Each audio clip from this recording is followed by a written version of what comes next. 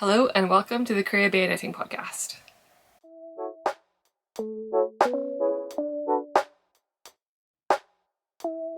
Hello, my name's Rebecca. I'm a knitter and knitwear designer based in Edinburgh, and this is a vlog or a podcast all about knitting, what I'm currently knitting on, what I've been knitting on, and what I'd like to cast on in the not too distant future.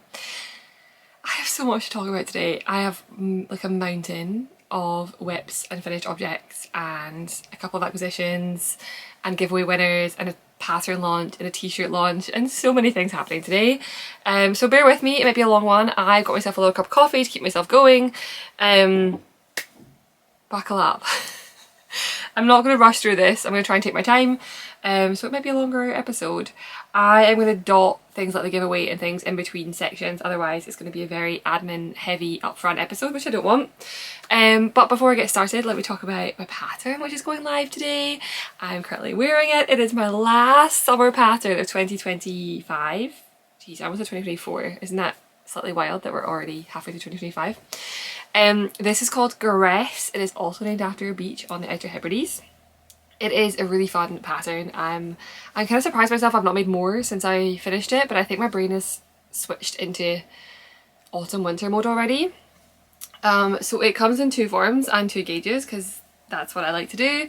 I'm not committing 100% that every summer pattern from here on out will have two gauges, but I have written all my patterns for next summer and they all come with 4-ply and DK, so I think that that's going to be something I'm going to try and do for the foreseeable. I don't like knitting fingering weight yarn, but I'm aware that I live in a very mild climate, and for most people fingering weight yarn is the only way to get through the summer, so it feels silly for me not to write summer patterns in 4-ply, even though I don't like to knit 4-ply. So this is Gress, like I said. So it is a t-shirt and a tank, and it comes in 4-ply and DK. It has this really fun stitch which is like mesh and garter. So you kind of want like a meshy kind of see-through vest. I'm wearing my t-shirt with like a camisole underneath and I find that works perfectly. I keep telling myself if I get a nude, I don't have a nude bra that's not turned a funny grey colour. TMI. But I feel like if I get a nude bra I could wear this with a nude bra underneath and it'd be completely fine. But for now I'm wearing camisole. So the tank, it's exactly the same construction, but you either finish it with cuffs or you finish it with a set-in sleeve, and so the sleeve is a set-in sleeve with shaping along the top, so you end up with like a proper sleeve, very like ready to wear-esque, or you can just finish it with cuffs and make a tank top. The tank top version I made is in Gepard Wool Cotton 3. Love that yarn, really like using it. And I'm still on the fence about whether I should add, like, I wear t-shirts way more than I wear vests. I may still go back and add sleeves to this, but every time I wear it as a vest I get so many compliments on it as a vest, so maybe I just need to, it's really just a like I don't like my upper arms thing, which is ridiculous and I should get over it, but we all have our hang-ups, and so I would almost always opt for a t-shirt over a tank top. Also because I'm never, like, how often am I remembering to shave under my arms, and really I feel like I should do that from wearing a tank top. A personal imposed thing, not a, you know, but anyway, maybe I'll go back and add sleeves to this one and I'll wear it more, but maybe I'll just leave it as it is and it'll force me to wear a tank top. Gepard, that was such a tangent. Gepard Wool Cotton 3 held double. This version is in Knitting for Olive. Cotton Merino held double, and I think the colour Natural, it's a bit more like of an, it's not a pure white, it's more like a, or like a bleached white, it's more of like a natural colour.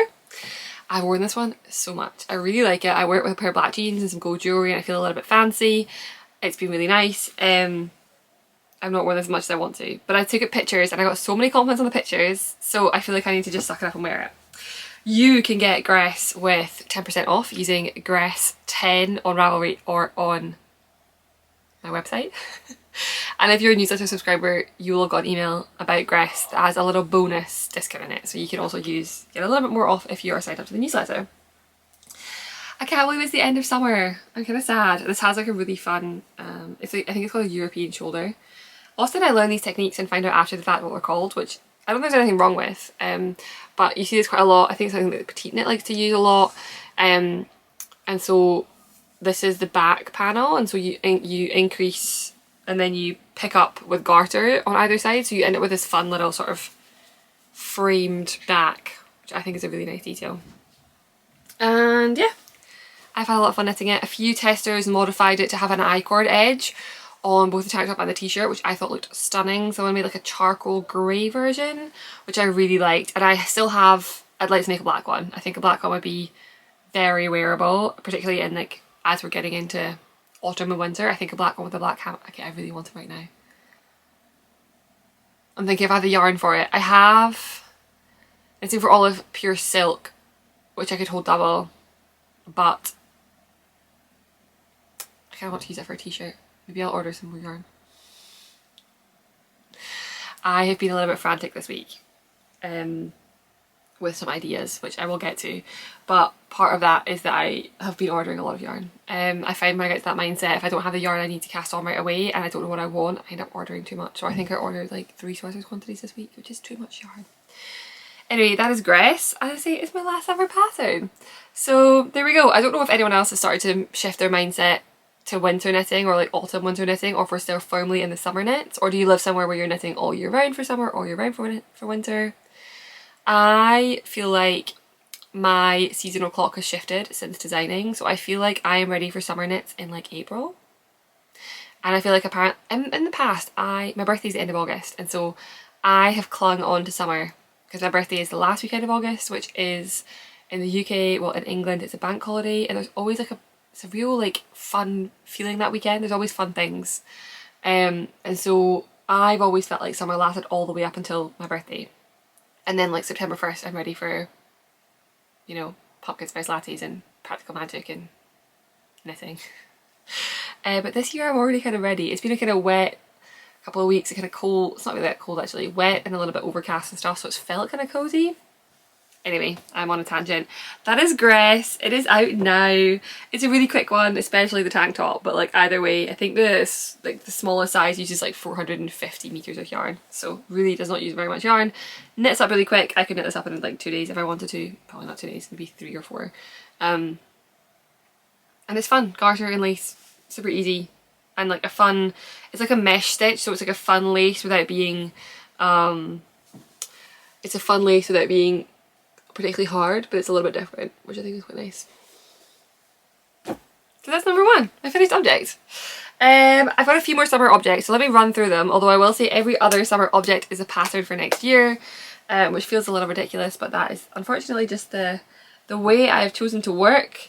My thought process, I was talking yesterday to Sophie, who's the Knit Pearl girl, about this, where I was saying like, I try and plan further out in advance in the hope that that will reduce the stress that I feel about designs, and it turns out that just when I get new ideas they stress me in like a I want to say effusive, but I don't know if I'm using that word correctly. Like they like bubble up and then like I get so stressed that I have to knit it, and it doesn't seem to help whether or not I have 6 months to knit it or I have 2 weeks to knit it. I still get stressed about it. Anyway, I'm pretty much sold on all of next year's summer designs. I've got like a maybe where I need another sample and decide if I actually like it, and then it'll be included, and if not, I've got a space for one. But let me run through some of the things I've finished. I have 3 designs that are for next summer that I've finished since we last filmed. So I think I talked about this one before. It's called Gigha, G-I-G-H-A. A lot of great recommendations to put the phonetic spelling in the name of the pattern. And it's 2 panels that are then joined by knits underneath, and then you get these straps, which I think is really fun. Can you tell it's been crinkled in my drawer for a week? But once I knit, as soon as I cast this one on, I thought how fun would it be if you had a panel of something else. And I had a bunch of granny squares, which I knit, I crocheted, I think 3 summers ago and did nothing with.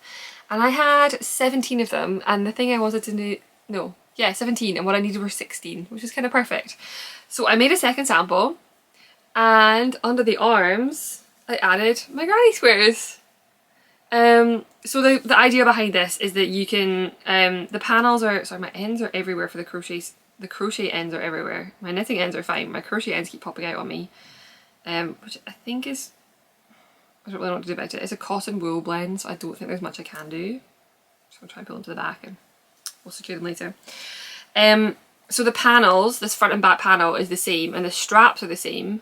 However, with this one, you sort of pick up all the way under the arm, and then you cast on your ribbing, and then you do a 300 bind offs, or you graft them together.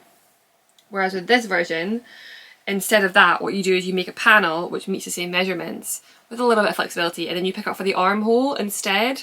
So visually it looks the same, construction wise is a little bit different, but it also means you could do whatever you wanted under the panel. So I had granny squares, but you could do like a little stripe panel, a little lace panel, you could just do it in stockinette and change the colour.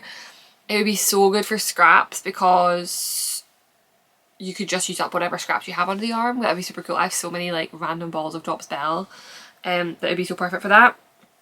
And so yeah, the granny squares are obviously really fun and I'm glad I had them. But I'm excited. I think it'll be next summer before I come back to this, but I think I have 2 more planned. I think I have one planned where I'll change the underarm and do something else in the panel. And then I really want to do one where I tie-dye. I want to make this version, but the front panel and back panel I will tie-dye and then fully dry and then knit the ribbing. So the ribbing will be plain, but the fronts and backs will be tie-dyed. I have some woolly knit cotton, which is 100% cotton, which I think would work well. Sorry, I have hiccups. Which I think would take them well, would be my hope. So that's my next summer plans. I should add, however, that I put this out to block in our back garden. And it was on a day when like the sun was kind of out, but we weren't really sitting outside, and we have wooden chairs that get garden cushions over them.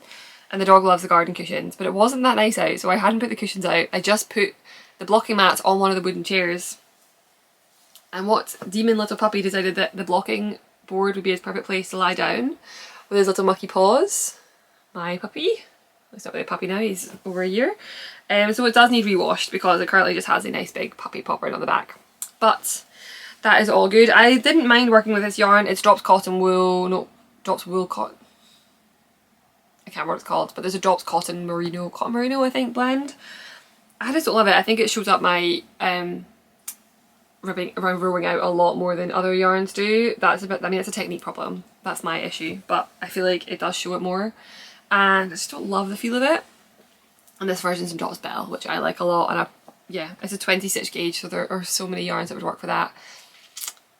And I've got a lot of scraps of Sandnesgarn Lima, like I've got like maybe 1 or 2 pink balls, 1 or 2 green balls. So maybe we're getting a very scrappy version next year. But yeah, it's really fun. It's called Gigha because Gigha is an island on the west coast of Scotland, and it has these twin beaches where the beaches like the bays come in and then go back out again, and there's like a path through the middle and they come in and they're the twin beaches. And something about that really, like the 2 panels that then get joined together really reminded me of that. But the beaches themselves are in Gaelic and have hard to pronounce names, and Gigha I think is a fun pattern name that I've kind of had in my mind for a while. So that is the Gigha tank. The second finished object then, I think I finished the first version of this before last time, but I had to make some changes. And way earlier this summer, it wasn't even summer yet, it was like May, that first, like, we had a little batch of warmer weather. I kept wearing my toasted tank, but I didn't want to have tan lines that didn't have anything here. Like I already have a farmer's tan with my t-shirts. So I was like, well, if I'm gonna, I mean, I'm a very responsible tanner. I'm like covered in sun cream and I re-top it up every 30 minutes and I don't sit in the sun for too long, but I got a little bit of colour. And I wanted a little bit of colour across here, otherwise it was really pale.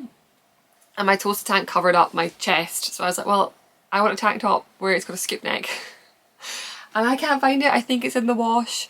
I have to make a second sample because I've worn it so much this summer that it's been out of the wash, I think, like once a week, because I've worn it like 2 or 3 times a week all summer. Like layered under things. It's been so great. And so I knit that in Drops Bell, and then I decided to make a little similar to my Gress, where this version, there's a tank top and then you can add either a ribbing band or sleeves. I stuck with the same concept for a scoop neck. And so this is the Airds tee, A-I-R-D-S. Airds is a bay in Scotland.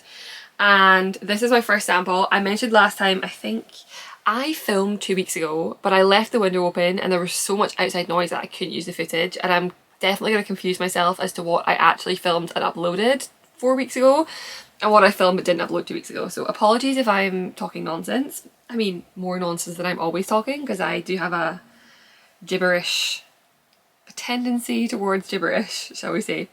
I finished this one. It is in Filcolana Mercy, which I've used a few times this summer. I used it for one of my Lusk tea samples. I held double and I thought it was perfect. I really like that fabric. That is at the 17 stitch gauge. I don't know if I like the fabric at 20 stitch gauge. It's just a little bit heavier than I want for a summer t-shirt. But I do think it was, but I ordered, since finishing this, I've ordered 3 more t-shirt quantities of the yarn, which is ridiculous because I was thinking, oh, I don't like it that gauge, but I love it at the Lusk gauge, and I have a Lusk adjacent pattern, which I've already shown a few weeks ago, coming out next, like, you know, the same, my toaster gauge basically. So I ordered more of the yarn, but I still have this, and I think I will actually wear it more now that this weather has turned a little bit and it's getting a little bit warmer. Sorry, it's going to get a little bit, well, when the weather turns, if it gets a bit colder, I think I'll wear more of this. But for now, it just feels a little bit too heavy. I had to reknit the sleeves, and this is an interesting debacle that I faced, which is it's a sit-in sleeve and it has shaping, armhole shaping. And the first time I did this, I picked up the correct number of stitches, and my gauge for the sleeves was 18 stitches per 20 centimetres, and it should have been 20 stitches per 10 centimetres. So my sleeve ended up being like 41 centimetres when it should have been 37 or something like that. It was ultimately at least 2 or 3 or 4 centimetres too big on the sleeve, and it resulted in this big bagging where like I was getting this huge fold on the sleeve when I was wearing it, and I hated it. I thought it looked so tacky. Just looked like it didn't fit properly. Like, it was such a glaring fit issue to me that it really drove me a little bit nuts. So I ripped the sleeve out, and I discovered that ultimately I couldn't hit gauge on the sleeve. I just couldn't do it. I think it's working back and forth that I really struggled with. I have issues purling gauge, but this was something to do with, like, it was a small circumference, so I couldn't really, I mean, I could have maybe magic looped it with a really small needle, but I couldn't work a small enough needle for the gauge I needed to hit for the sleeve. I don't know if that's making any sense whatsoever. So what it actually did was, the sleeves are actually knit at a looser gauge. The sleeves are knit at an 18 stitch gauge, and they have fewer stitches. I just redid the maths basically. So I got a t-shirt which fits beautifully. It's a really, like, this is a wardrobe staple for sure, other than the fact that it is a little heavy and it's not really like super summer friendly. But I knew I had to cast on a second sample because I was like, well, I need to validate that this actually works at the gauge it's meant to be knit at. And so I made a butter yellow one. I wanted to knit it on Monday, and I love it. I really, really like it. I made these real little cap sleeves. So this is the butter yellow, and oh, it's hanging like a pound of mince. I don't even know where that comes from, but that's a very Scottish phrase, I think. It is in Sandnesgarn Lima. And with this one, the other one I did like a proper sleeve, so I think I knit, the sleeves are maybe maybe more than that, maybe 6 centimetres from at the bottom. With this one, I literally just did the sleeve shaping and then did the ribbing, and the sleeves are like these perfect little cap sleeves. It feels very trendy. I'm not really a trendy person, but I felt very trendy, like butter yellow and a cap sleeve. It's kind of like a baby tee vibe, and I love it. So that's the second one. So again, I have like 5 more planned, but I feel like that's going to be next summer now, which is also okay. I quite like, I think this is going to work quite well for me, where I finished it the season before, I get to start wearing it the season before, I get to make any changes I want to the season before, and then I get to knit my final samples the season of. And that is kind of what we're doing now. So that is Airds. I don't know if you can hear Sam singing at the dog downstairs, but if you can, I mean, I don't think I'm going to apologise. But apologies if you can't hear him. And then we're going to finish with my last one, which is my favourite summer pattern that I've worked on this year. And I'm definitely casting another one on. Possibly before the end of summer, because I've got some burgundy. Burgundy feels like such a Scottish word. Burgundy. Burgundy. Burgundy. Merlot. Let's say that. I've got some Merlot yarn in Sandnesgarn Lina, which is the same as this. And I think it'd be such a nice like winter t-shirt to wear. With just like jeans. But he's really loud downstairs. I'm really sorry if you can hear that. I think he's like wrestling with the dog. I love this. I knit a swatch with this way earlier in the summer, and like I liked the swatch, but I didn't like the swatch enough to cast on, which is ridiculous. But I was like, I always had something else that I wanted to cast on ahead of this, and then I cast it on, and I was ultimately like a monogamous knitter for a week because I was enjoying it so much, and it was super addictive. And I don't know about anyone else, sometimes I just get this, sometimes this just happens, where the yarn feels good on your needle. Please tell me someone else has experienced this. I remember the very first time I experienced this, I sound like I'm talking about an addiction, and it was on a train. It must have been the train from London to Edinburgh, because it was when I was still living in London. It was the first no-frills sweater that I knit. I knit it in Woolly Knit British wool. That's what I ordered. Bought this whole cone of that yesterday. Anyway, I ordered, that's what I knit it in, and I just remember thinking that it just felt like it was flying. It just felt so rhythmic on my needles. And since then it's happened a few times with a few other yarns. There are some yarns where like it doesn't feel like that on the needles, but then it blocks really nicely. But that was one of my experiences, and this was the same. It just felt, there was something about like the flow of the pattern, the yarn on the needle, that I was just like, this, I don't want this to end. I'm really enjoying the process of this. Anyway. This is the Nostie tee, Nostie. It is knit bottom up, and it's technically the design. It's the method that I use for tides, which came out this year. But I've not really knit with this method in over a year. I did it for quite a few early designs, so like Corin and Sana, and Daft Days, and there's another cardigan. Oh, Viridian, which went to Pom Pom. Were all this design. Was there a sweater like this? I don't think so. I do like I have two drop shoulder techniques, like constructions, that I like to use. One is where I cast on for the back neck and crease out, and then do like short row shaping at the top of the sleeve, and I find that makes a fitted drop, or like I don't know, I call it a baby drop shoulder. It's not that, but like it's sort of a drop shoulder, but it's really a set-in sleeve construction, but you're just sort of like merging set-in sleeve and drop shoulder, and you're getting something in the middle, which has a look of a drop shoulder but a bit more fitted. That is my absolute #1 favourite drop shoulder method. That is what I use for 6th season. Now I'm forgetting all my other patterns. Lunan, Lauder, they're all the same method. But if I want a true drop, my preferred method is usually, now maybe I should like expand my horizons a little bit and try a different construction, because I do have an upcoming drop shoulder pattern that I've not cast on yet. But if I want it to be like a properly drop shoulder with no short row shaping at the sleeve, I like to knit the bottom up. I think it gets a really nice, I think it gives you a really nice structure in the top of the sleeve by doing like a 3 needle bind off that I think gives the rest of the garment really good structure.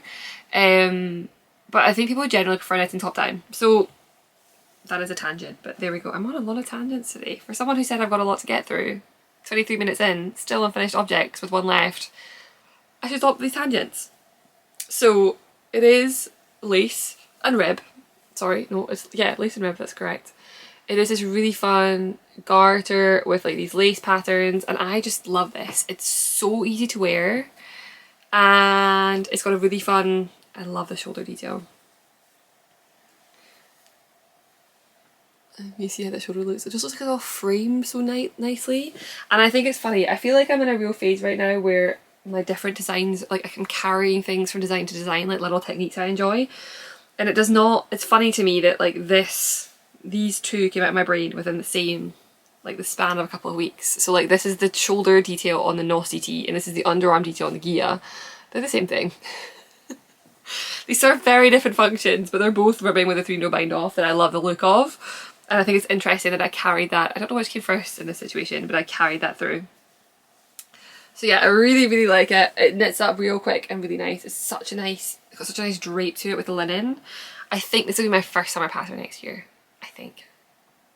The only thing which I did do, which was super silly of me, but it's quite entertaining. Another reason that if I want a bit of quick gratification, then bottom up works quite well, because I can generally cast on first. And work. It doesn't work with big stitch patterns, but a small stitch pattern like this is only, I think, two rows.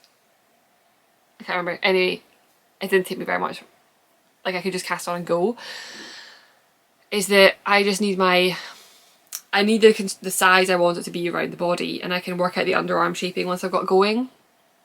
And that's what I did with this. And what I discovered is that once I got to separating for the sleeves, you then work the back and the front flat. My ribbing. My total pattern repeat was 11 rows, which meant that every second lace repeat I had to purl 3 rows for the garter bumps.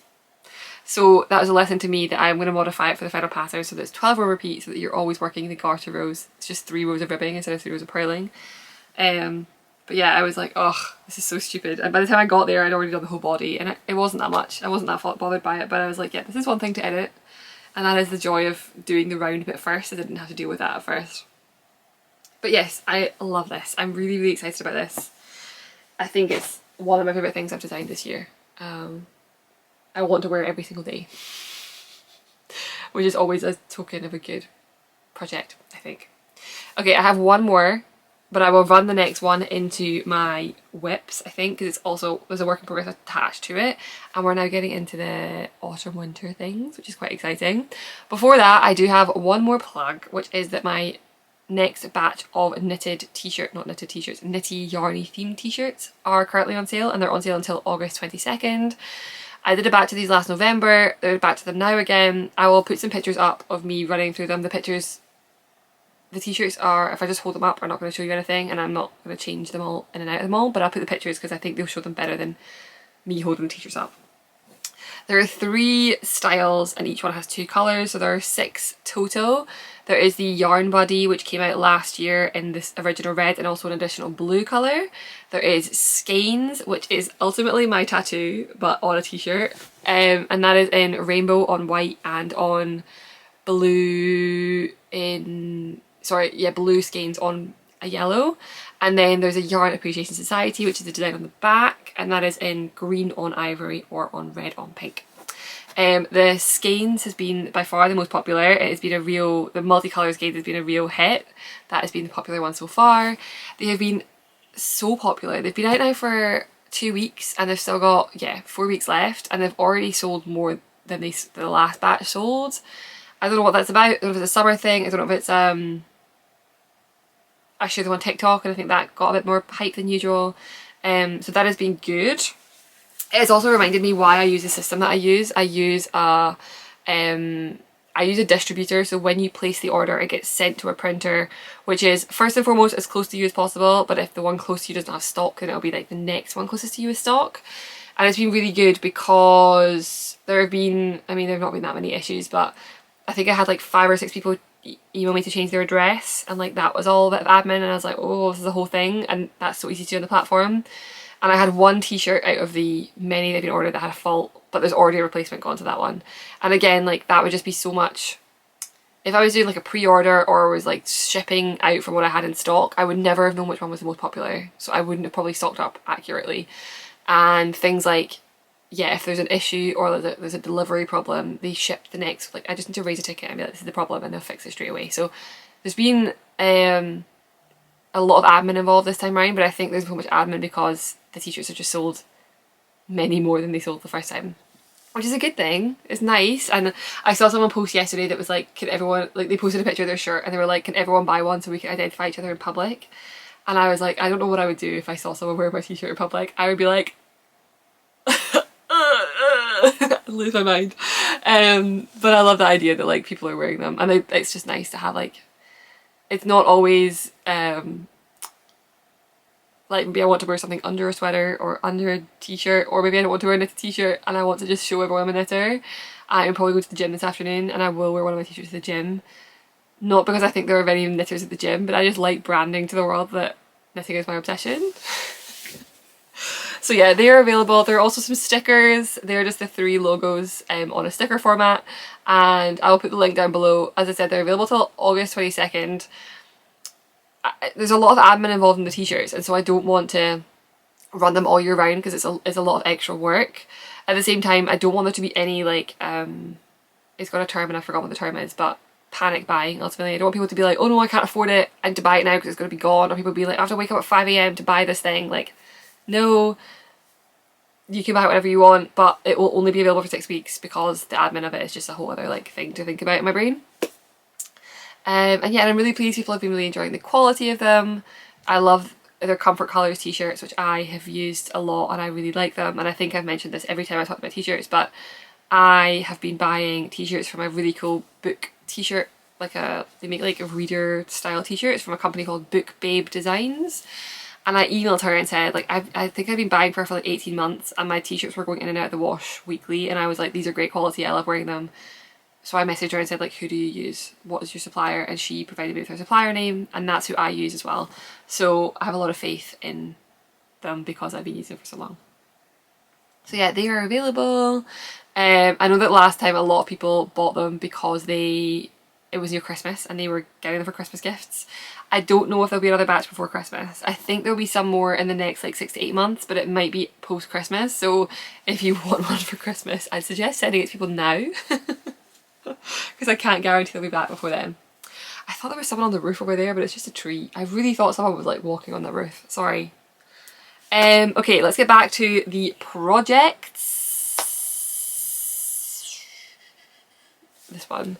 I have bags and I'm trying to remember what's in every bag and I really don't know. So let me talk about my finished object. This is an autumn winter design. I currently have September, October, November patterns done. December I think will be just something else, I'll get to that. And then now I'm working on patterns for like January, February, which sounds ridiculous, but that's how it is. I think this will be January's pattern. It is a biggie. It's a big one. So it is a Henley or a round neck sweater, and it comes in both half fisherman's rib and stockinette. It is a saddle shoulder, and this is the one I finished. I adore this. I'm obsessed with this. I want the weather to cool down so I can wear this. I love half fisherman's rib. I think it's my favourite stitch pattern, and this definitely has like vibes of the Lanark, which I can put a picture of. Came out almost 2.5 years ago, but it's different construction, same gauge, different construction, different fit. So it has these like saddles on the top of the shoulder. It's a true saddle shoulder as well. I think you get a lot of like contiguous where you shape what looks like a saddle. This is actually like you knit a saddle, you join them together. And then this version has this high chunky collar, and ultimately I've not put any buttons on this because I think the collar might be too high and I can't decide if it's too high or not. Well, I think at this point I've decided, but I left them off because I was trying to decide it, and it's not been cold enough that I've been able to properly wear this to validate whether it's too high. I think I have a short neck. So I think I'm gonna, I modelled it on the Lanark, but I think the Lanark is a little bit more open. So what I'm gonna do is reduce this down, honestly, by like 1.5 centimeters, and then redo the Henley bands, and that way I'll then add the buttons. But it's just sitting a little like up here, and I wanted to sit more like there. So yeah, this is the half fisherman's rib Henley. This is called Insh, I-N-S-H, Insh, not Inch, Inch. This is the second sample, which is my, oh, it's on such a small needle, and did I finish the round? I think I did finish. Oh no, I did not even finish. This is going to be a nightmare. I should not have. I went to bed last night midway through this round. Let me just see if I can finish it while I'm telling you more about the sweater. So I should say I used Laxtons Sheepsoft for this, and I love that yarn. I'm a big fan of Laxtons Sheepsoft. The Laxtons is the mill that does a lot of milling for other companies. So Sonder, I know, use them, and I'm pretty sure the what are they called? The Garçon have got a British breed. They use the same, I think. And I think Lina and Novita have just released a new yarn, and I think theirs is also spun there. It's like the biggest mill in Yorkshire. So they've got a lot of cool stuff going on at their what they do, and they usually do a lot of commercial stuff. They do a lot of like stuff for hand dyers. However, they have a website called By Laxtons, and on there they're sort of slowly but surely expanding their own like B2C yarns. So like, it's not wholesale, you can buy it as an individual. So they have two main bases. One is Sheepsoft, which is what this is, and then one is Wool Trace. Wool Trace, so the Sheepsoft is a BFL Massam mix, but it is like, it doesn't tell you what percentage it is. And then Wool Trace has a little QR code, and you can scan the QR code and it'll tell you where the yarn came from, and like down to the sheep or the farm, I think, which is quite cool. I bought quite a lot of this, and I really enjoyed knitting the first one, to the extent where I'm trying to remind myself not to knit everything in it this summer, because I really like how it knits up. It was again one of those like, it felt good on the needles situations. So this pattern, the plan was always to do a Henley with half fisherman rig and stockinette. I realised it'd be very straightforward for me to add a round neck, like literally 2 paragraphs in the pattern, so I'm also adding a round neck option if you don't want the Henley. In addition to that then, I think that this will be a popular design for menswear, and so I think I'm going to grade it. Well, I'm not grading the men's version, but I'm going to have it graded to a men's fit and a woman's fit. So that being said, like, what that'll mean is that like there will be a standard woman's size chart and a standard men's size chart, and that'll be what they're graded off of. So there'll be a fit 1 and a fit 2. I was reading up from Andrea Gone, who's a knitting pattern designer, a few weeks ago, who has decided to put all of their patterns have now 2 fits, which I think is incredible. So they all, and they're not gendering them as men and like men's fit and women's fit, but calling them fit 1 and fit 2, and I really like that. So I should probably drop her a message or drop them a message and ask them what they're doing with, like, if they're okay with me using that term too. But I think that's a really clever way of putting it. And so I think fit 1 will be graded to a women's size chart and fit 2 will be graded to a men's size chart. It's going to be a massive test knit because there's going to be like minimum 10 sizes, 4 styles, 2, geez, I'm just saying this out loud and thinking, 10 sizes, 4 styles, so Henley, half fisherman's rib, round neck, half fisherman's rib, Henley, stockinette, round neck, stockinette, and then there's going to be 2 fits. So it's going to be like an 80-person test knit, which is going to be a lot of work. But I'm feeling good about that, and I decided that my second one, I'm so close to the end of this round, I decided my second one then is going to be striped. I think I'll just add a power. It's very, very straightforward to do. I started the striping after all my shaping, so I don't need to worry too much about like following. It's got a back, short rows at the back, so I did it after all of that. And so I'll just add a little box somewhere, but if you want to add stripes, I think. What do I have, like 10 stitches left? And so this version is also using Sheepsoft, but it is stockinette, and it's a different gauge because half fisherman's rib is like an 18 stitch gauge, whereas this is a 20 stitch gauge. But the idea being you could use the same yarn for either one.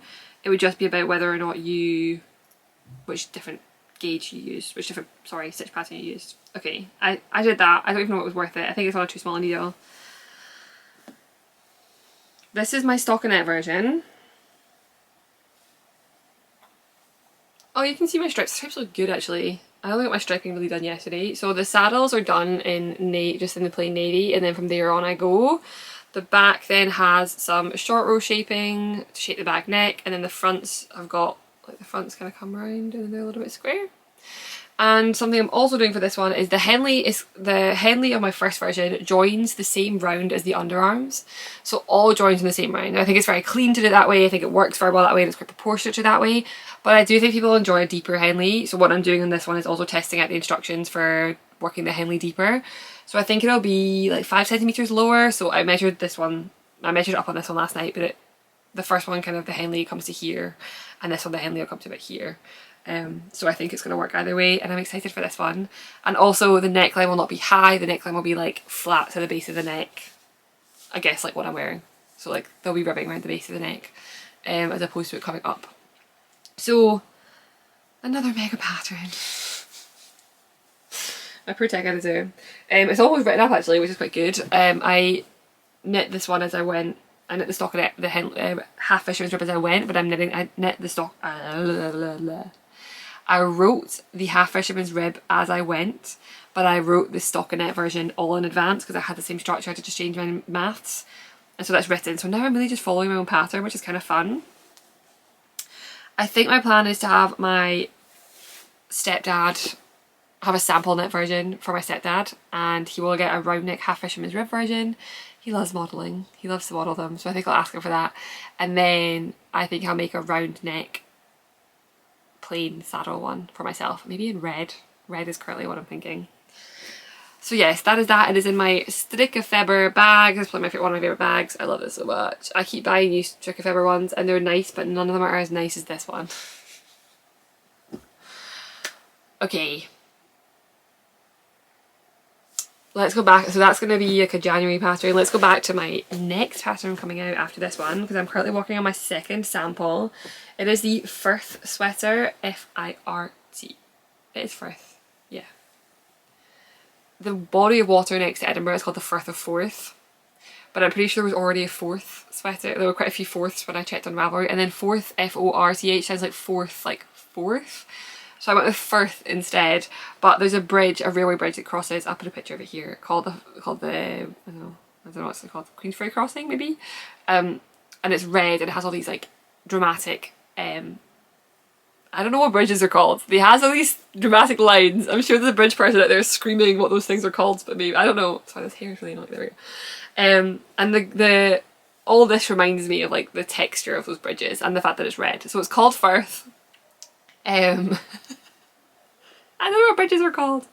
So it is, it's coming out in September. It's my first, very, very early September. And it is a set-in sleeve sweater. It has this really fun, oh, it's blowing out a lot. It has this really fun underarm ribbing detail. And it comes in 4-ply and DK, and it has bust shaping options. So I think this is going to be a real like staple sweater for a lot of people. And so this is my first version. I knit this one in dropped alpaca with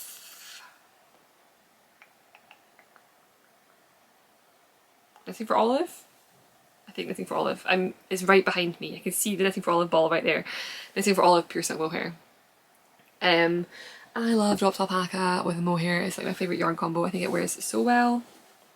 This is my second one then, and the goal for this week was to join in the round, and I've done that, so I can tick that off for this week. I'm currently at a point where I've got so many WIPs that I have a weekly checklist of things I want to get through, and I find it's a good way to keep myself from panicking about how much knitting I've got to get done. And so this is the second sample.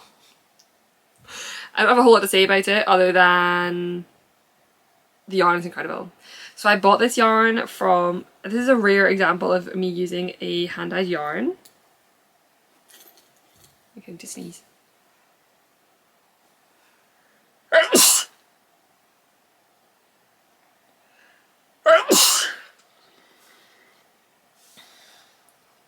It's a rare example of me using a hand-dyed yarn. So this is from Sunday Fibre Company, which I believe are, I think, Canadian. But I could be wrong about that, definitely North American. And they had a collection last year called True Colours, I believe. And they were just like very beautiful basics, like very beautiful classic colours. And I was torn on a few, but I bought this blue, and I bought it in the 4-ply and in the mohair, and I think it's called True Blue, or like the Truest Blue or something like that. It's knitting up so nicely. I think it's knitting up nicer in the sweater than it is in the ball. I look at this and I think it looks nice. But like I look at this and I'm like, wow, wow. So I'm really pleased with this. It's also showing it's hard to see the texture because it's all under the arms and I've joined them around, but it also shows the texture off beautifully. So yeah, I'm really excited for that one. I think this might be my biggest photo shoot to date for these. There are a lot of people that are close around Edinburgh that are knitting this. I think we're going to have 7 or 8 people. I think the most we've done before was Corin and there were 6 of us. I think there might be more than that for this. And my wonderful photographer Jasmine is also a test knitter for this pattern. So she has said that she will bring her tripod. I will try and get a picture that includes the photographer. She will be both in front of and behind the camera for this one. But yeah, I think there's going to be, and there's also going to be such good colours. So I've got a pink, I've got a red and a blue. There's a rich dark blue, there's at least one more red, there's a white, there's a mustard yellow, there's a purple, like a properly saturated purple, there's a green. So I think we're going to be like, it's going to be a little bit like Corin again with like the rainbow effect. I'll show this one here. I think it's going to be similar. I'm very excited for the pictures. I just love how we turn up and look like a girl band. And it's nice when it's a pattern that's got like, it's got shaping, it's got bust shaping. And I think we'll have a range of like, we'll have quite a wide range of sizes, and we'll definitely have a range of people that have done and have not done the bust shaping, which I think will turn out really well. So I'm excited for that one. It's in my bag that I bought, I think it must have been a, oh no, I bought this at Unravel actually, I think, which is the Little Grey Girl. However, I'm pretty sure that's a Scottish based person, so I see her a lot at Scottish things, but I think I bought it at Unravel. It has books on it, which I love. And I moved bags around to have the project in this bag because it felt like the right project. I don't know if anyone else has that, where like sometimes it feels like the right way. I'm just admitting to all my oddities today on camera. Okay, I only really have like 1 and a little bit WIPs left. Oh, that's not true, that's not true. I've got a really good one.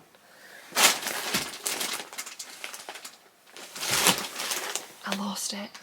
It's under here. Okay, that's not true. I have like 2 more really good WIPs and then like a few, not quite throwaways, but a few that are like longer term projects. So, let me talk about this one. I like to release a charity pattern every year. This will be my 4th year doing a charity pattern release. I've done them always with the Fistula Foundation, which is an incredible organisation that provides surgeries for women in developing countries where they don't have ready access to healthcare. And so these women have developed fistulas in childbirth, which then become, not only are they like physically in great pain and they cannot function, they can't live their life, they're also shunned from the community. And so the Fistula Foundation go out and they perform these surgeries and literally change women's lives. And I've been working with them since the first charity pattern, which was the Cargill cowl. This will be 4 years ago. I've not been designing for 4 years. It must be. Anyway, sorry, the door's gone, so the dog's barking because the door's gone. The first one, it can't be 4 years ago, I don't think I've been designing for 4 years. But anyway, there was the Cargill cowl, then there was the Daft Days cardigan and the shawl, and then last year was the Staffin shawl. And this year we're going to have the Kintra collection. I think it's going to be 3 patterns, and I've started working on the first one of them. And I am enjoying this so much. And what I think is really interesting is it's a technique which I kind of rolled out for myself. So I really wanted to make a shawl. I wanted something really fun that could be used for advents in the same way that the Kintra can be. But I'm not using an advent for this. I gave it a little steam lock so that I could show it. It was curling up a little bit. This is my Kintra scarf. Oh, it looks so good. Although I will say, something I have learned is I need to write a note about colour dominance because I can see when I've used my yarn in different hands. Anyway, I am using the same yarn that I used for my Kintra, which is Sandnesgarn Pure Gynt. And literally just, I don't think I bought any yarn for this. I think it's all leftovers. I think. I could be wrong about that. And I'm at the halfway point, so I cut my yarn. Well, I was almost at the end of my main colour and I was at the end of the colour, so I just cut my yarn so I could give it a proper block and so I can get everything weighed up properly.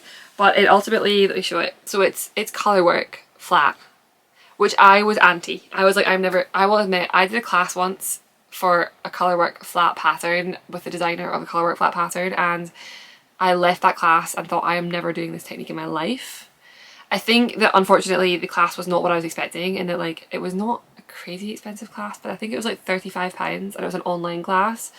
And I somehow expected then that like it would be a bit more one-to-one and like they'd be able to help you, and I think there were like 60 people in the class, and so it was really just it was just a lecture with like a few questions at the end, and I was just super confused the whole way through, and I just don't think, I think that put me in a bad mood.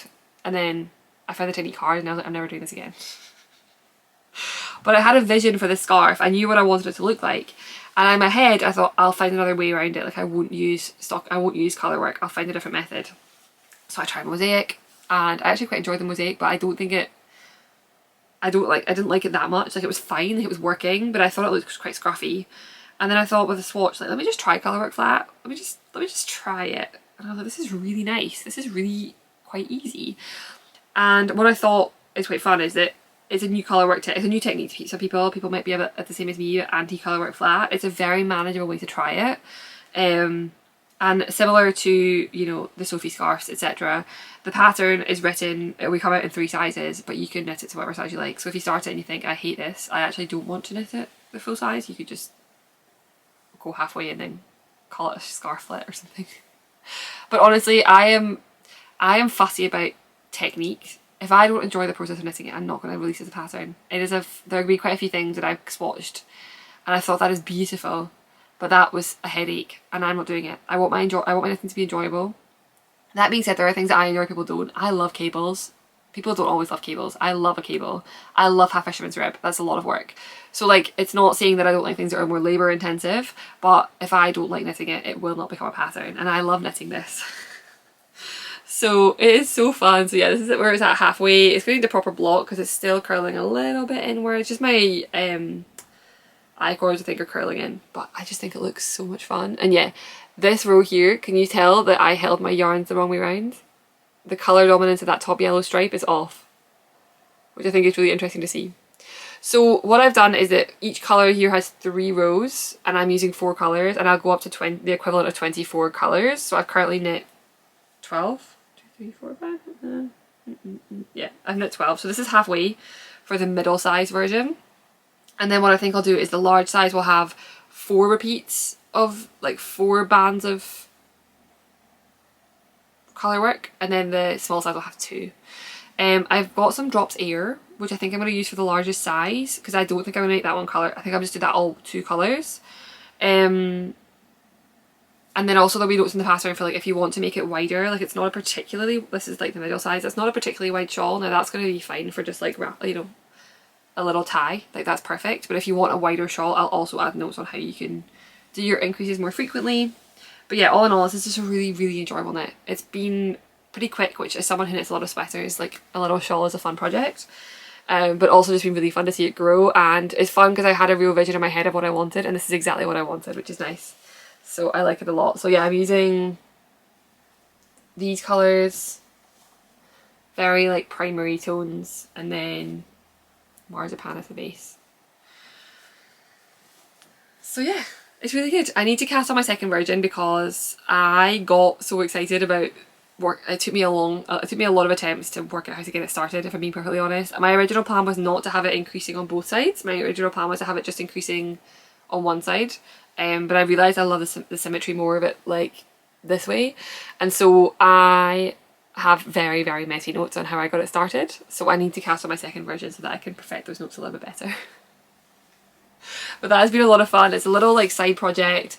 My plan is basically 6 colours next week, 6 colours the final week, and then I'm going to be done. And then I'll write it up. And as I said, it's the first of 3 patterns. I think the plan is that they will all be priced at probably like £4, and then you get a bundle that'll be cheaper, and all the money they'll be released mid-November, so you can plan for any advent projects you want to do. And what I think will be nice about it is that they're all very like, nothing will be more than a day's worth of knitting. So even this one, I don't think that final big stripe used more than 4 grams of yarn. So it'll be quite nice if anyone wants to knit an advent project and keep up with it.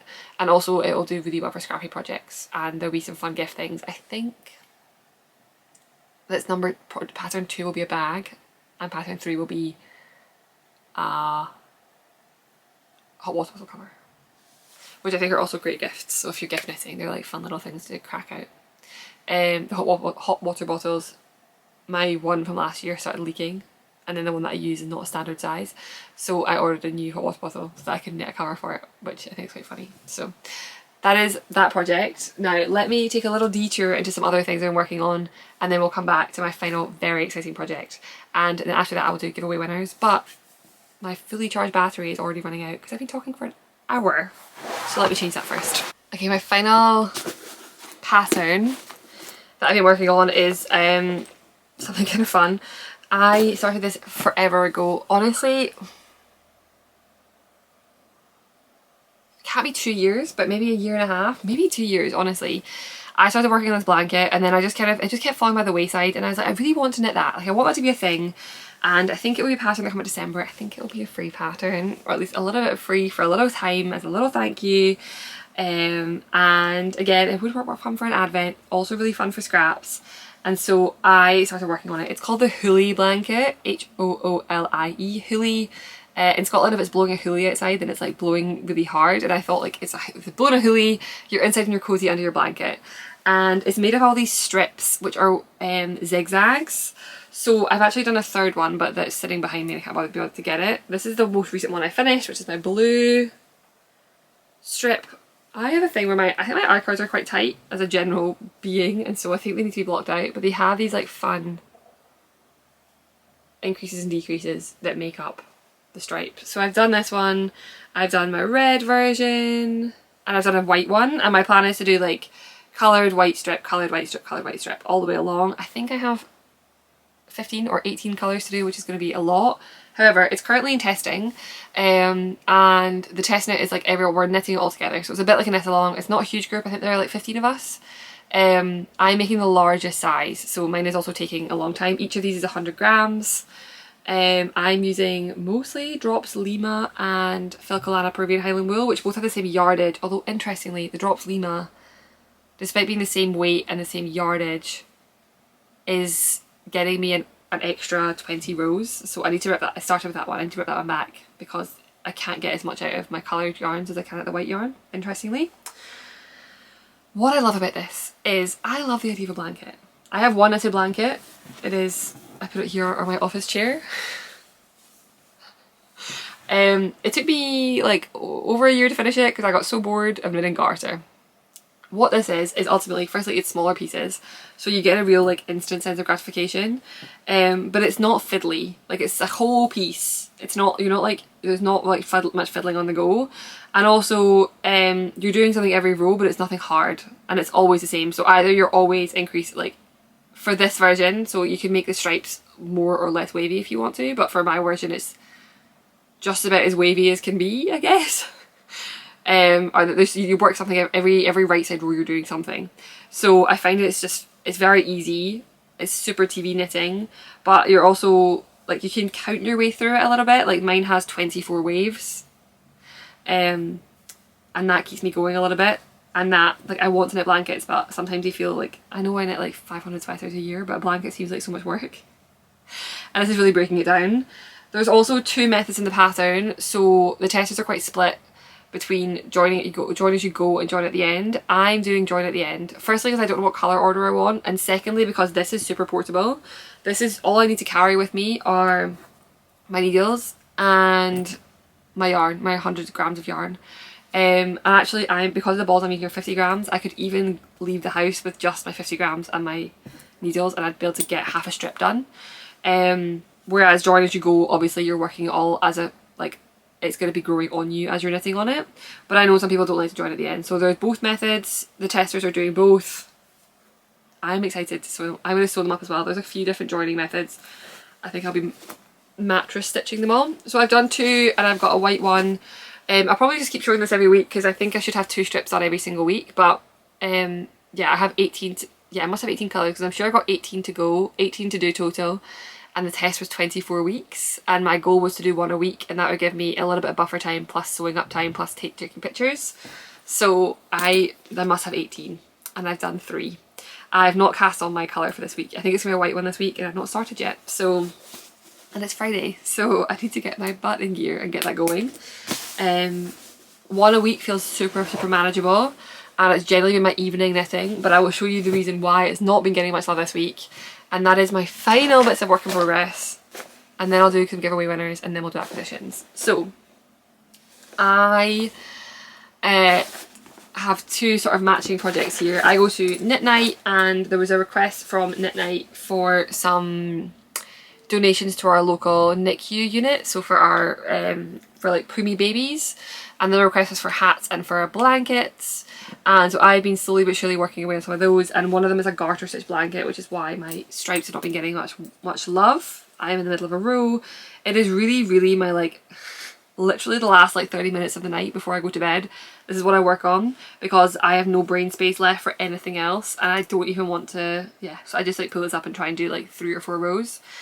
The request was for acrylic, particularly for the blankets, because they get put on like high temperature washes to kill all the, I don't know, bacteria and stuff in the NICU wards.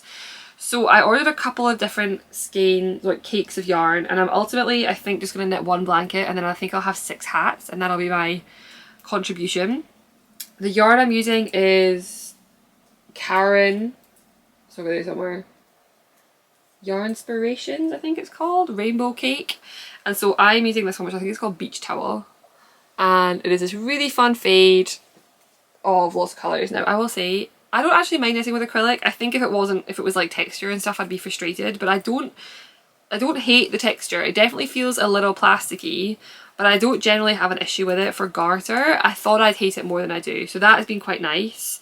I cast on 120 stitches and I'm working back and forward. I did calculate that I only bought 1 cake at first, and I think I'm going to need 2 for it to be a proper square, so I have a second cake that arrived this week. And I'm just doing a 3-stitch I-cord at either end, which is really just very easy way of keeping the ends nice and neat and tidy. So I think it'll end up being like 70 by 70, which I think is like 36 inches. I'm making that up, to be perfectly honest. The thing that is annoying is that the way that they cake these up, there's just yarn vomit everywhere. It doesn't stay joined up very well. So if I'd known that, I would have caked it. Maybe, I don't know. It's a big cake though. It's like a 235 grams, 220 grams. So I think I would struggle to get it on my ball binder. So I just put it in the bag and then hope for the best. But like, as you can see, every layer comes away, and then like, there's so much of it. So ultimately I just keep it in the bag and then close the top and hope I don't have to deal with any of it. This is in another new bag which I bought from Stick of Fibber after maybe the staffing launch as like a little lunch present to myself. And this is what it looks like, and it's super cute. It is like this vintage flower print. All these bags are kind of pricey, but they're not, I think they're like £45, which I don't think is that expensive, but it is expensive. Like if you're making your own bags, then that's expensive, but if you're buying bushy bags, it's not that expensive. They're made from recycled saris, which I really love. So yeah, that one is there. And then I have some hats to run through. These are all just in drops cotton, no, drops baby merino, because it's what I had. So the one colour I've not touched yet is I've not done any with this green, but I've got, this is called the Tegan, or I would think Tegan is Teagan, but this is like Tegan, so is it Tegan or is it Tegan? I'm going with Tegan. It's the Tegan tie hat, I think. It's a free pattern. It's really good. It has loads of sizes and it's really fun to knit up. I do need to block these. They're looking a little messy, but this is the first one. There's a little pink one. There's a yellow one. They're so cute. I'm knitting the preemie size. There's a blue one. And then I was like, I'm not gonna use this yarn. This is just for this, so I may as well use up every last scrap. So then I've made this little stripy one, which is my favourite one so far. It's like a little like rhubarb custard. Like just think of a little baby's head with a little, oh, it's gonna be so cute. So yeah, I've made 4. I think I have to do my full green one, and then I think I'll do a green and blue stripe, and then I'm done. So 2 more of those and a blanket to go. And the person who requested them, we're sending them all to them, and then they're going to pass them on to the NICU unit. And it's been nice, it's fun. I've got a lot of knitting on at the moment and a lot of deadlines, but it's still quite nice to stop and do something that I think is like someone's asked for and it's like nice for someone else. And I've done enough now that if I get overwhelmed and cut my losses, I still have 4 hats to send, but I'd like to get 2 more done next week. And the blanket maybe the week after I get finished, and then I can get that sent off and they can donate it to the preemie unit, which is quite cute. Okay, I thought I had one more, I actually have one more WIP, I'm sorry, and this is probably the most exciting one, so bear with me. I ordered some yarn. Actually, that's a good point. I ordered some yarn. It's actually kind of acquisitions. I'm easily influenced, okay? Let's put that out there. I ordered some yarn all the way from Ritual Dyes, which I believe are in Portland, Oregon. I've heard it's a lovely yarn shop. I have not been. I felt like all the cool kids were knitting with Undine. Undine from Ritual Dyes, which is a linen cotton blend. So I bought some Undine, okay? I just want to be one of the cool kids. This is Jewel Weed. I have 3 skeins of the fingering weight version. It's red. It's like a tomato red. It's beautiful. It's 282 yards per 100 grams. 60/40 cotton linen. It's tough. It's the sort of thing you're expecting to soften up with washing. Otherwise, you don't want this to your skin. It's not a soft feeling yarn, but I think that's just the standard what you expect from cotton and linen. I don't know what I'm making with it. At this point, it's probably for next summer. It took a little while to get here, like quite a lot, like maybe 2 or 3 weeks to get here. So by the time it arrived, my summer mojo had almost passed. But it was pretty expensive to order. It's not that expensive in itself. I mean, it's $26, which I think is like on the pricier side for yarn, but for like, I also don't know if it's hand dyed. If it was hand dyed, there are a few companies that sort of straddle this space where you're not a hand dyed yarn, but you're not a big commercial yarn, and so you're somewhere in the middle, and pricing tends to reflect that, even though I think that it's almost like small batch commercial. I think of like Sonder. They're the same, like that's not hand dyed, that's dyed in the mill in Yorkshire. But it's definitely more expensive than hand dyed yarn, but it's not as expensive as, it's less expensive than hand dyed, but it is not as cheap as commercial. I feel like this is the same. Although maybe it turns out it's hand dyed and I'm just talking utter nonsense. I still looked that before I started filming really. So I bought these. So in the UK, if you order from abroad, you can buy up to £138 worth of products, no, £135 worth of products, and then after that you get customs charges. So to maximise delivery plus not getting customs, I topped my order up to £135 and I bought 2 skeins of Ritual Dyes Merino, which is Cormo, DK Cormo. This is the colour Natural, and I also got the colour Chestnut.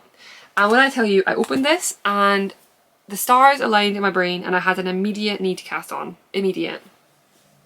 And this is actually the perfect example of why I pretty much stepped away from doing any yarn collaborations, and generally collaborations in general.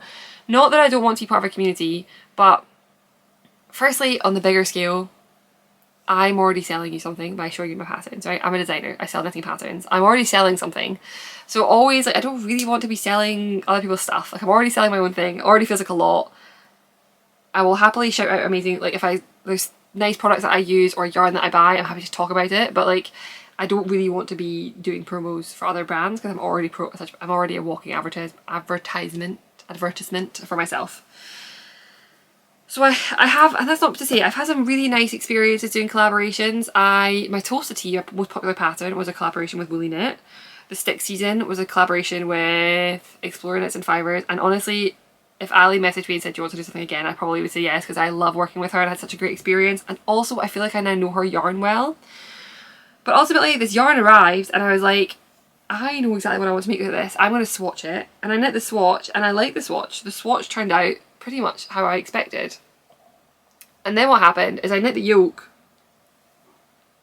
I don't think I like it. And what would have happened is if they'd sent me a single skein and I'd been like, yes, I like that skein, I've got a perfect idea for it. And then I'd said, so then firstly it's expensive yarn. And I don't really, if you do a collaboration, the general expectation is that for me, if I make 2 samples, my samples should all be in the same yarn. This is not an accessible yarn for a lot of people. And even I was thinking about this, if you're in the UK and you're making a size that requires more than 5 skeins, which I think would be like sizes 6, 7, 8, 9 probably, or 5, 7, 8, 9, your order would cost more than £135, so you'd have to split your order into 2 or get customs charges. All these things to say, this wasn't an accessible yarn for everyone, and so like I did toy with it because I think I'm probably a big enough designer that I could have messaged Ritual Dyes and be like, hey, do you want to send me some yarn? But actually this gave me so much more freedom because now I can make my samples in multiple yarns, and secondly, this is a situation that you get stuck in, which is where you think a yarn is perfect and then it's just, I'm fussy, especially with texture, that I want something to knit up the way I want it to be. And this just wasn't it. So I will say, I think part of it is on me a little bit, and I think I might go back and try to reknit some of this and see if I get somewhere better, because I think some of it, I don't know, I'm looking at it now and I'm thinking, was that my mess? Am I a messy knitter? I don't think so. Sorry, I'm really on a tangent right now. So yeah, this is my swatch. And then I knit the equivalent of the yoke. And this is the problem I had. From a distance, this looks beautiful. Up close, this is so messy. You see everything. From a distance, it looks beautiful. So what I think I'm still going to do is I might still give this a go. I think the increases didn't help. I think the increases were not helpful in pattern, because the swatch does look better, and that's just knit straight. Again though, this I swear this looks so much better on camera. Up close, it looks really not that great. This looks incredible. That depth of colour from afar. Anyway. So, but I was obsessive about this idea. So I had other yarn in stash. The other yarn I have in stash is, and this is what's entertaining about it, is like this is, I mean it's not crazy expensive, $32, actually it's quite expensive, $32 a skein, which I think is £25. Plus, it ended up being like almost £200 for a sweat. I ordered 5, I swatched and then I ordered a sweater's quantity. 5 skeins to my house, I think was £180. That's a lot of money for 5 skeins of yarn. Now, for me it's a business expense, but that is that. I then swatched with this yarn, and this is what I've ultimately cast on in, and this is West Yorkshire Spinners BFL DK, which is, I believe, like £12 a ball. And so this entire sweater will cost me £60. This entire sweater, I mean it's obviously shipping, but this is one of the reasons that I'm moving away from this, because then I'd have felt tied to using this, it'd be stressful. I think I'm still going to use that yarn, the sweater quantity is still coming to me, it's just not going to be for this design. But anyway, this is a sort of tangent. I've been thinking about it a lot this week. Like, this is why I moved away from collaborations, because I find it a bit too stressful to use their yarn. Anyway, all that to say, I cast on a new project. I cast it on a West Yorkshire Spinners BFL DK. Beautiful yarn. Glorious, amazing, soft, so soft. Really nice halo, really nice colours. This is the colour Fell Side. I would not have bought this yarn, but I saw someone else on Instagram knit with it over a year ago, and I loved it so much that I bought it myself. So, it's a round yoke sweater, and I think it's going to be called Ariundle, which is the name of Scotland's oldest oak wood. Let's get the right way around. Have that nice and flat.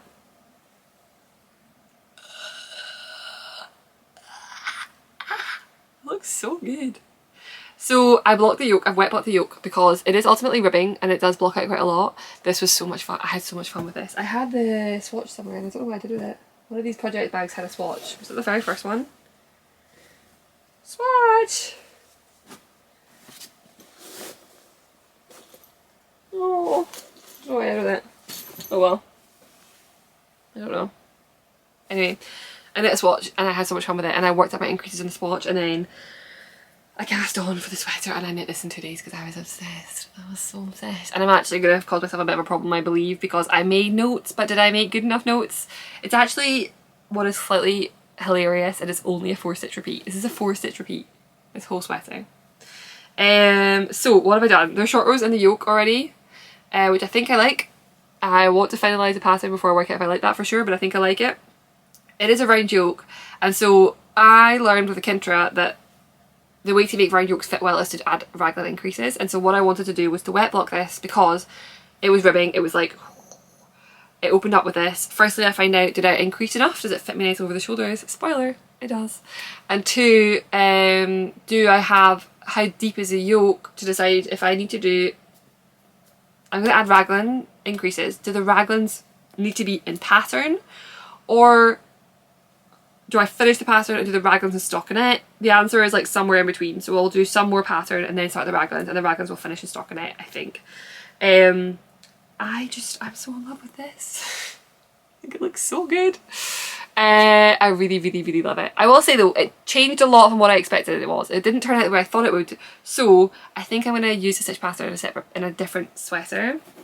And so yesterday I had a little swatch party. And here are all my swatches. So I'll do a quick run through. This is Laxtons Wool Trace. This is Fibre Company Lore, which I will say I ordered the yarn without swatching and I don't know if it was quite the stitch definition I wanted. It looks good on camera though. Well, it's an orange I bought, so maybe it'll be better. A random yarn I have in stash, which I need to use up at some point, but yeah. Cascade to 20, good, but not as good as I wanted it to be. And then John Arbin actually looks really good. That's John Arbin Knit by Numbers, and they had a colour that I like that is 1 shade darker than this one. This is actually the 4-ply I held double because I accidentally bought a 4-ply midi. I've never used John Arbin, so that could be, maybe I'll buy that today. So yes, this is my last WIP. I'm going to look like a Celtic goddess. Dark hair, peely-wally white skin, and this I'm going to look like I've been, I don't know, birthed from a Celtic legend. And then yeah, this is my yoke, which I love the colour. The stitch definition is getting me. It's the back. It's just not doing what I wanted to do. So we'll see.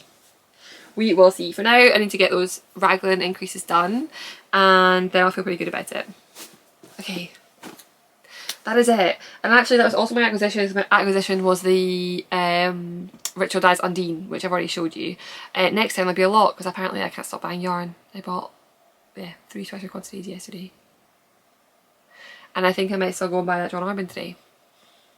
Anyway, the winners for the giveaway, there's currently a knit along happening called the Take Me to the Beach KAL, which is any of my summer patterns. That is Tolsta, Lusk, Sana, Lunan, Corin, Staff and Light, and Gress, which is just come out today. You can knit any of these and you can post them on Instagram with a hashtag Take Me to the Beach KAL, on Discord, I'll put the link down below, or on the Ravelry group, and there'll be a winner drawn from each of them. There will be 6 winners total, so I'm going to put the first 3 winners today. There will be an Instagram winner, a Ravelry winner, and a Discord winner. I will contact all these people individually. Each of them will get a copy of any of those patterns that they chose and a sweater's quantity of yarn. They can pick between Knitting for Olive and Sandnesgarn Lima, and I'll order it from the places closest to them. So those it'll be the amount they need for their size in that pattern, or in a different pattern if they wanted to, but preferably in that pattern. And then I will draw 3 more winners at the end of August. So the KAL is running I think until August 22nd, and you can stick on until there and it will be running to then. I was going to give you like a life update and talk about some climbing, some hiking we've done, and put some videos in, but this has already been too long, so I'll save it for next time. So thank you for spending some time with me. I hope you had a good time. I've not drank any of my coffee, so I'm going to go and do that now. Tidy up the chaos that I have created. and enjoy the rest of my day. I hope you have a good day too. Thanks for hanging out with me.